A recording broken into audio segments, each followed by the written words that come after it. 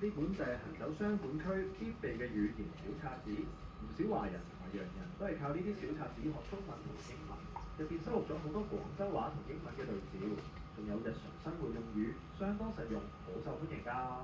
佢可以話係當時學習外國話嘅馬老師。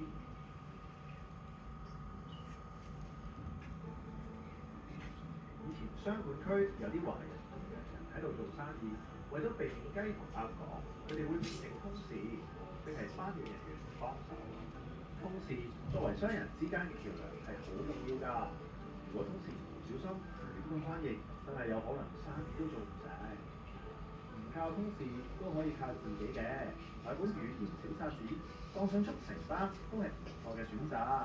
呢啲書仔好特別㗎，係用中文標音嘅方法嚟教英語讀音，又有埋廣東話嘅口語注釋。用呢種方式學外語都簡單易明，仲好快上手添啊！老闆，另外我都介紹幾句過你旁身啦。I 都唔奇也，即係英文 I don't care。嗱，如果你想知道咧，廣東話嘅講法就係我唔理。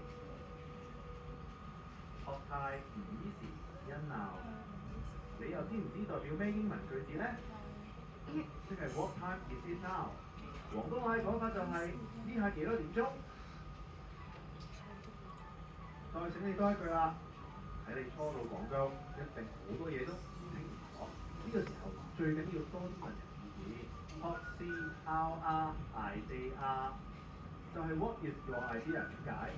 廣東話嘅講法就係你意見如何？有機會你都買本參考下，即刻準備。What is our idea？你